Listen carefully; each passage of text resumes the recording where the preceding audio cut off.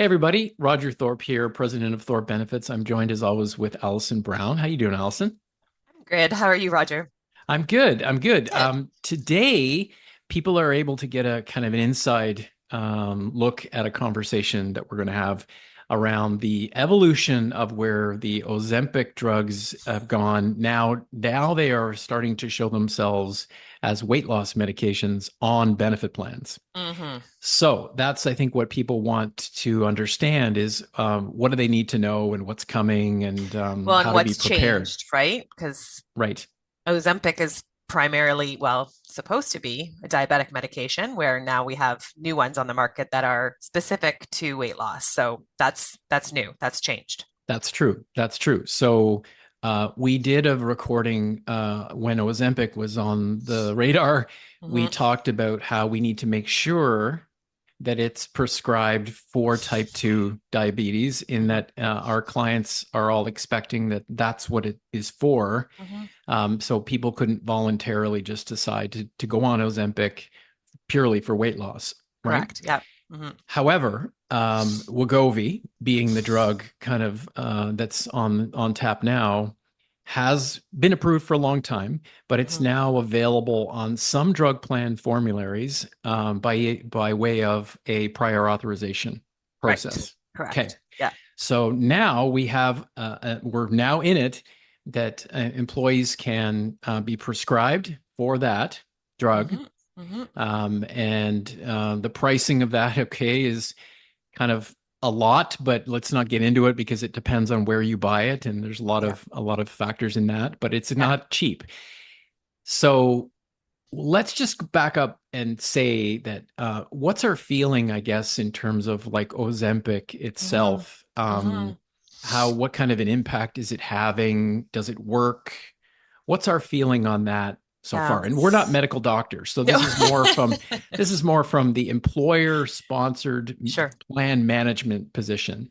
Sure. And I think we've seen that it works. Not for everyone, but it does work for a lot of people for their diabetes. And then the wonderful side effect, of course, is the weight loss.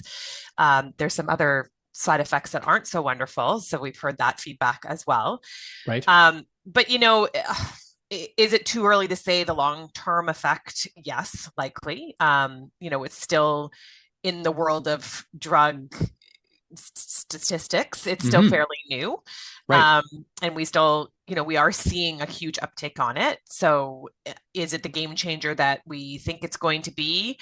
Maybe too early to tell, but it definitely is popular and it's Hmm. working. Um, is it improving productivity? Is it, getting people to work and happier and healthier? Those are all things that we want to be able to look at and see that health impact, right? Yeah. So on one hand, I think, and it depends on who you listen to, you would hear that this is the drug of the century, right? hmm It is a hmm complete game changer, lifesaver in so many ways. As employers see it, they see it, as you mentioned, not from a longevity standpoint, but what does it do to other drug costs, other health mm, costs, productivity? How does it affect even retention that the yeah, drug is there and made available by an employer? yeah, So that I think you're right. I think this drug has been around for a long time. It's just that we haven't quite seen what kind of true overall business case it has made for our employers. sure. And And the impact on cost is not insignificant, and it's lifelong, right? We know that that's right. if you're on Ozempic, it works, but it only works if you're taking it, you're Right. taking it properly. Um, you're taking it consistently, and it's something you kind of stay on. So Hmm. we're looking at $300 a month.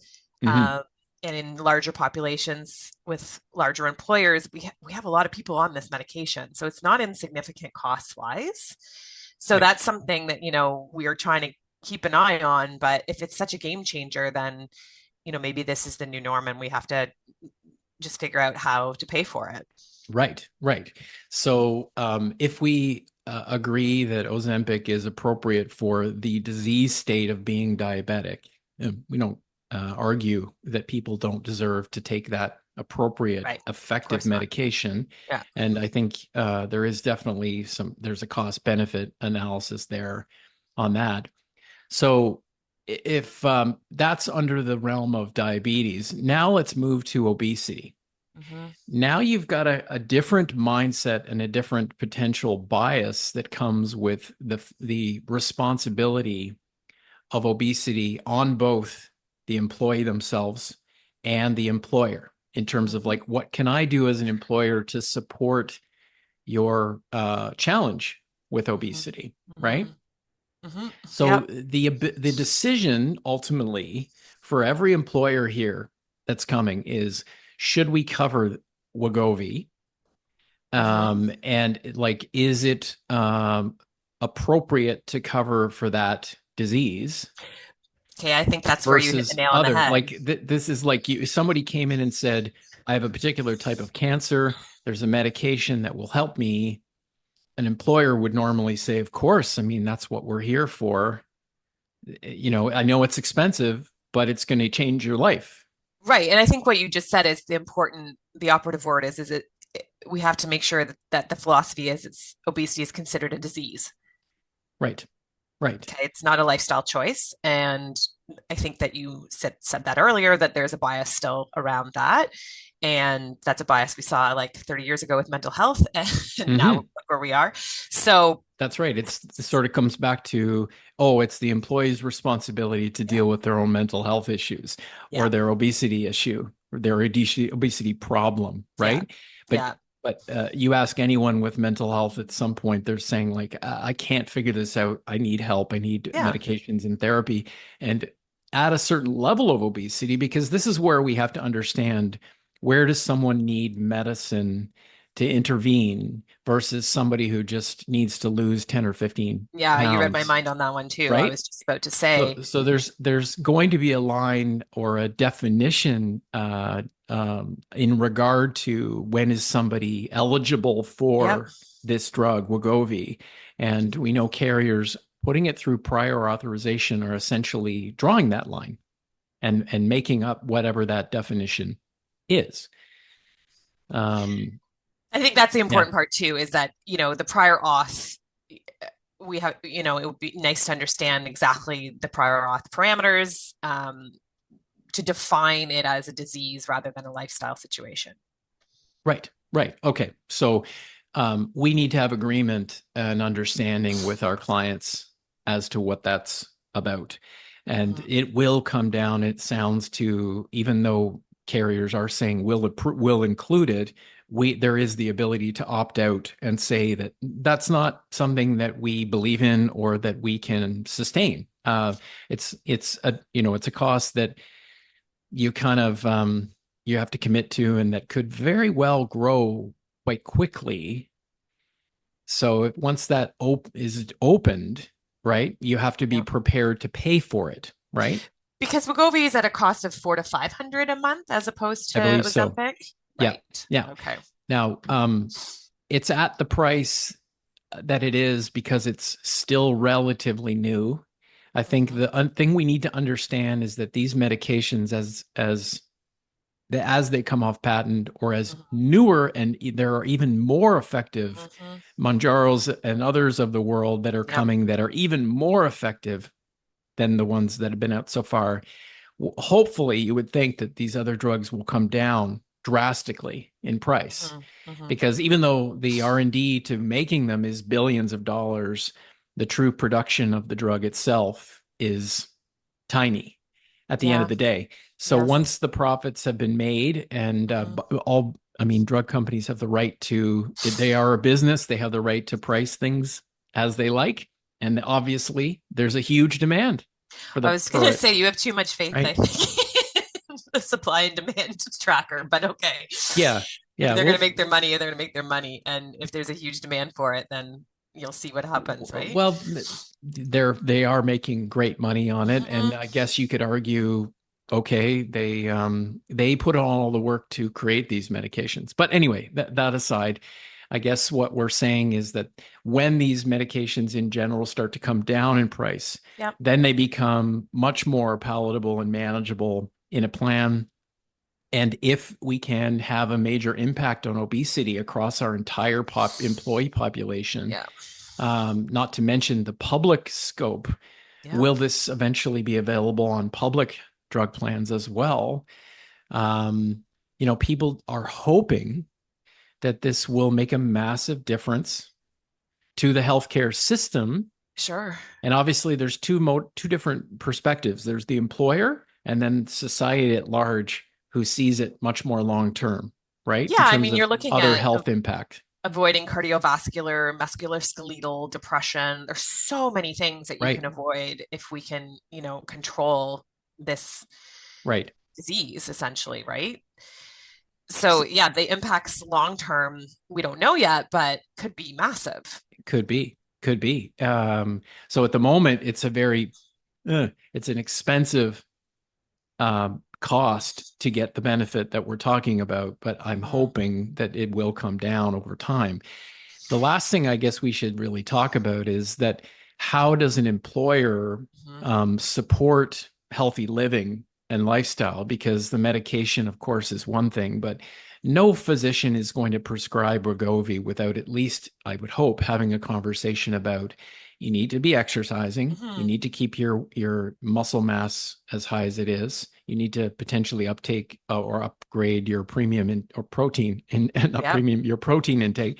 Yeah. So these are the things that go around it. So beyond the medication, it is a decision to make lifestyle changes for life, not just Yes. this is not a diet and then I'll go back to everything else. This is I'm on the meds. I'm going to exercise more. I'm going to eat and try to eat better over time. Those Mhm. things go into this as well. Big time, because Right. the drugs have been known to decrease muscle mass. So that's a conversation that absolutely has to be Right. had with the physician to say, this isn't a magic pill. Like this Yeah. is definitely in combination with a bunch of changes that you really should be making to make this sustainable and to avoid the things down the road that we're trying to avoid. Right. And I guess just from our point of view as an advisor to organizations, we would Mhm. definitely want to support them to increasing health education, making healthy living, or creating a culture of health in Yeah. an organization, something that people could feel like they could get on board with and it would grow over time. Mhm. So regardless of whether it's obesity or whether, people want to have more energy, and we, Yeah, sure. just did a session today on Or that for our mental health. clients. Yep. You got to be supporting all those aspects of health for your employees. Not, Mhm. of course, the medication is one part, Mhm. but the lifestyle behavior and the culture of that around your organization perhaps an even bigger opportunity because that's what employees will connect their employment with. This is an Yeah. employer who's taking care of me, Yeah, right? well, and your doctor prescribing you a medication isn't the same feeling as your employer, spending time helping you change your overall health and your lifestyle, right? So That's right. that has a much deeper impact than going to your doctor and getting a prescription that you've heard about on the news, right? Yeah. So it's integrated, as we like to say, between Mhm. benefits and wellness here. So I guess the capper and the summary of this conversation is that everyone should be looking at their formulary, their choices of whether to cover weight loss medications or not, understand the cost impact that that will have, Mhm. we just need to be having that conversation with all of our clients so they're well prepared for this so that it doesn't just, as we've just seen, it's shown up all of a sudden on formulary.